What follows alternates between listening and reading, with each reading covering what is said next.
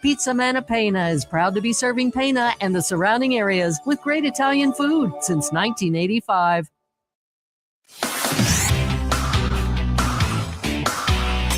WTIM. You're listening to the WTIM Pena Morning Show on your information station. The show is sponsored by People's Bank and Trust, where they put people first, along with Pizza Man, Noren's Hardware, Bob Ridings Pena, and Okanee Chop Shop. I'm your host, Reed Kamai, and there's been a notable change going on at Pena Junior High School in that they now have a comfort dog named Kevin. And we're going to learn more about Kevin and more about all of that with Bonnie Sowarsh, a school counselor over at Pena Junior High School. Bonnie, thanks so much for joining us today. Thank you for having me. Yes, it's good to have you on. First off, I understand that Kevin's actually got a birthday coming up. Is it true that is his 5th birthday is this Thursday? It sure is. We're excited about it. We may have a few surprises planned for staff and students, but of course we're not going to talk about that. Okay, I won't ask any more about that either, except to say a happy early birthday to Kevin. Now, when did Kevin arrive to Pena Junior High School? Well, he started coming with me just unofficially, probably about the entire time I've had him, and we just started seeing how the impact, what he had with the kids and the staff.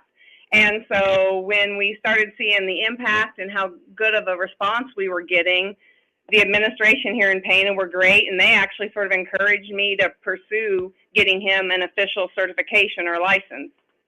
Okay, so you know, it sounds like it was kind of a long transition. So you know, what's that like in terms of like the steps to, you know, get a dog certified to, you know, be able to be into a school? Because I know that can be a process.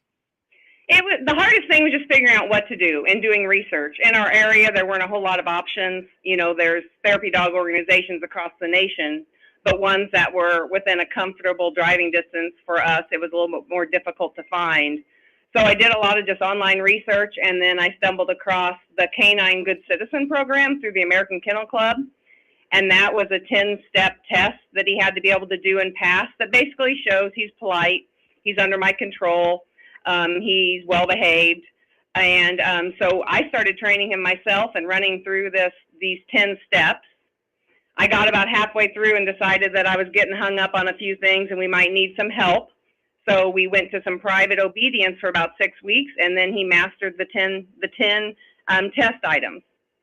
Okay, so it sounds like that was a process as well. What about, so you talked about training Kevin. What about in terms of any you know, I guess like administrative matters in terms of like getting him to, you know, be able to be in the school? Because I know that can be a process. What was that like? You know what? The administration was on board. They were determined to make it happen. We had, you know, we have to make sure we have the proper insurance policies in place. And, you know, he had to pass his test and be certified by the American Kennel Club. And we had to get that, you know, that license took about 6 weeks to get accomplished. And then besides that, we just have to make sure that he is kept up to date on his immunizations and that he's kept well groomed. And, but honestly, once we got through some of just the logistics of how it was going to look and how it was going to work and the housekeeping of it all, honestly, that part then went pretty easy. Okay, so you got through that process there. So talk about, you know, Kevin's, you know, day-to-day life at Pena Junior High School. What's that like? Where does he kind of fit into students and faculty's days? Well, he is about the perfect dog for this kind of setup because he's fairly lazy and food motivated. So that makes him extremely easy to train. And he has that goofy spirit, which helps kids, you know, relax. He provides like an icebreaker almost. And he just has such a gentle heart that really his presence is what's most impactful. So his day, we arrive at work and he gets out of the car with me and he walks in. He knows he's going to enter the office because that's where I start my day. And he then, once I get my day rolling, he goes out in the hallway with me. He walks the hallway. He interacts with the kids. The kids stop and talk to him, pet him. He just wanders down. He always finds a group of teachers, and he gets love from them. And then at that point, then he just goes wherever I go. If I go to the elementary school for the day, he follows me there, or to see a class, he follows me there. If I go to the high school, he follows me there. He just hangs out with me, and it's really sort of a spur of the moment if we're going to need him or not, and so he's just available. Well, it sounds like a lot of the students and the faculty and staff enjoy Kevin's presence. It feels like you're actually you've got the best seat in the house because you're with him throughout. So oh, absolutely, yeah. Absolutely. Yeah. So then what's I guess where I'm trying to go with this is what is how does that kind of affect your day to day in terms of everything you need to do in terms of being in classrooms and getting all your other work done? And you know what? That was a concern of mine at first, because I was like, how am I going to do my job if I'm taking care of Kevin? When he's at school, I'm not like his owner. I'm sort of his handler. That would be my role through the American Kennel Club. But he is just such an easygoing dog that we haven't I don't think I've run into any situations where he's been a hindrance or whether I haven't been able to do my job because he's there. Anytime I go into a classroom, I always get teacher permission first to make sure that they're okay with him entering. No one's ever had a problem with it. If a student comes down to my counseling office to meet with me one-on-one, I always get their permission for him to be in there, because part of the Kennel Club Canine Good Citizen, the owner's commitment is that he won't infringe on the rights of others. And so I always make sure that that's up in the open. It's hard to explain, but he just melds in with my day. If I'm doing something at my desk on the computer, he usually curls up under my desk and sleeps. If I need to run down to the cafeteria and check on something, he will walk with me, but then he has to be in the stay position. He can't enter the eating spaces. We don't allow that. So I keep him in that as I walk in the cafeteria. I can be in the cafeteria with 100 kids eating lunch, and he will just stay outside the door and wait for me to come back. That was one of the things he had to learn to do to get to come in. But he's a great icebreaker. Sometimes when students are, their moods are controlling them and they can't seem to break out, sometimes just a couple minutes petting Kevin and talking to Kevin, not even me, will bring them right out of it. Well, that's lovely, and I think that makes a big difference for them. So you said, like, when you're at your desk, he usually sleeps under the desk. Does he ever sleep on? Yeah, remember, he's lazy. Yeah. Does he sleep on your feet? Sometimes, yes. Okay. The ladies in the office with me, my principal and the administrative assistant, he is as good. He finds almost his office as his safe space, so sometimes he'll go lay by their feet or their desk. Of course, if one of them are eating lunch, he begs for their food. So, that's honestly what has made this program so great, is the staff here every sort of accepted him as a pet, and so he's able to just be here and be a part of the school community, if you want to call it that. Yeah, and it sounds like, I don't know dogs that well, but, it sounds like when you have your staff and your students who are making the dog feel welcome, then he's able to kind of do the same thing back to them. And there's not such a feeling of the place feeling foreign or anything like that. Would you say that's accurate? Oh, yeah. Like, as much love as he gives out, he gets in return. Nice. Well, I'm really happy for you folks and happy for Kevin as well that all works out so well. I'm talking right now with Bonnie Sowarsh, a school counselor at Pana Junior High School, about their new comfort dog, Kevin. So let's take a break. When we come back, we'll continue that conversation, and I'd love to learn more about what the Kevin experience is like right here on the WTIM Pana Morning Show on your information station. Your information station, WTIM. Markets now on the RFD radio network. I'm Jim Taylor. Corn lower, beans higher, wheat trading lower. May corn down 5.5, 448 and a quarter. July corn down 5.5, 460. New crop December 477, down 4 3/4. May beans up 3 1/4, 11.99 and a half. July beans up 3 1/4, 12.12 and a quarter. New crop November 11.51 and 3/4 up 3.5. May Chicago wheat 5.94.5 down 8 3/4. July KC wheat 6.27 3/4 down 5 1/4. May bean meal 3.15.20 up $1.70. May bean oil up 31 cents 66.41. Livestock trade March feeders up 3.27 353.92. April live cattle 231.92 up $1.77. April lean hogs up $1.50 96.32. Energy market April crude oil 88.11 down 6.66.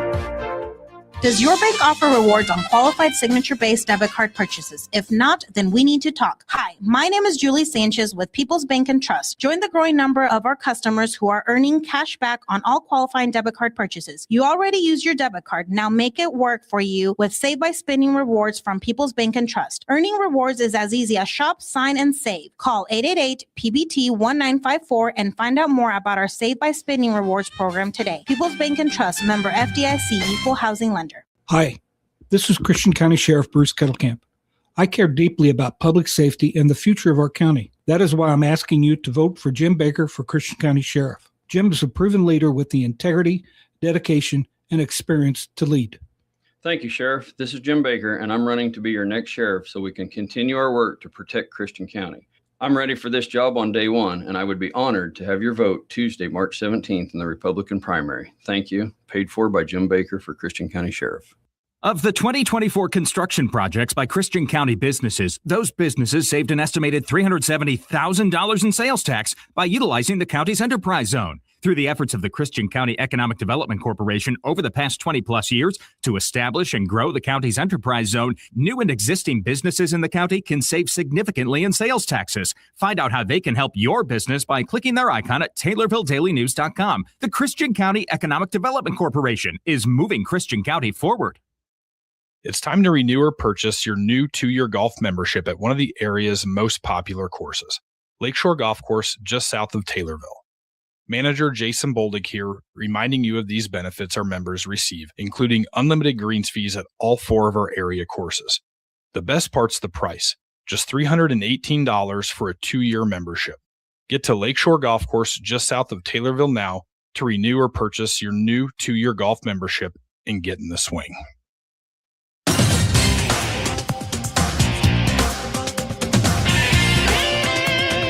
WTIM. And we're back on the WTIM Pana Morning Show on your information station. The show is sponsored by People's Bank and Trust, where they put people first, along with Pizza Man, Noren's Hardware, Bob Ridings Pana, and Okanee Chop Shop. I'm your host, Reed Kamite. I'm joined by Bonnie Sowarsh over the phone. She is a school counselor at Pana Junior High School, who also serves as the handler to their comfort dog, Kevin. And we've been spending the first segment talking about that. And I'd love to know a little more in terms of the specifics on what Kevin's day-to-day is like. And Bonnie, I understand you have plenty to share. Yes. So Kevin comes to school approximately 3 to 4 days a week, and those days are random. It just sort of is based on what days we think we might need him if we anticipate student needs. Or if we have something special going on that he could participate in. But I mean, he's only been doing this since he got certified last April. And so he's really only been officially here this school year. But so far, we have just seen a ton of ways to utilize him. And I can just go through real briefly and just talk about them. He has provided trauma support and crisis response when we need him in school. He has become a wonderful resource when we have new students move into the district. He is always someone who's sort of on our welcome wagon. He makes sure the kids, when they enter that first day, they can have they can be nervous. He helps calm everyone down. When someone comes to the door, he greets them at the door, similar to how we would if somebody came to my door at my house. He waits politely for them to enter, and then he always greets everyone, parents, dropping something off for their student or picking their student up. I mean, when the police officers come and do their typical just walkthroughs, they actually come to my office and say, hey, is it a Kevin day? And so they really look for him too. Of course, he's been a grief resource for any student who has lost someone. He's attended IEP meetings to be a calming presence. He's a great icebreaker. He provides support in my counseling sessions. You know what? One thing that sort of surprised me is he's really good at teaching the kids empathy, because I never really stopped to think that a golden retriever could not be in a good mood. But it is funny how the kids have learned to read his emotions, and they will come to me on a daily basis and say, Kevin acts like he's in a good mood today, or Kevin acts like maybe he's tired today. So they are really starting to recognize, and they can pick out. I mean, if they think he's not feeling well, they'll come and say, Mrs. Sowarsh, I think Kevin maybe needs to go outside, or maybe doesn't feel well. We do go to the elementary school. We go into a second grade classroom, and the students practice reading to him and practice some of their math skills, and he just sits politely and listens to them. He does go to the high school with me when I head over there, and at the high school, his role is similar to here. He just sort of mingles the hallway. He comforts anyone who may need comforting. And a funny fact is he actually did get a school picture taken, and he has a staff ID. Oh, I love that. I love that so much. Does he wear around the the lanyard? I haven't figured out how to do that yet, but I have it in my office in case anybody would question. Okay, yeah. Well, there you go. You know, you gotta have the ID, and Kevin has got that there. Yeah. I mean, you said a whole lot that I could go off there. I think the understanding kind of his emotional cues seems like a big thing, because that's a good skill to have just in life in general. Yes, we have a class. The kids, yes, that is I can try to teach empathy and teach emotions that way, and it's not the same.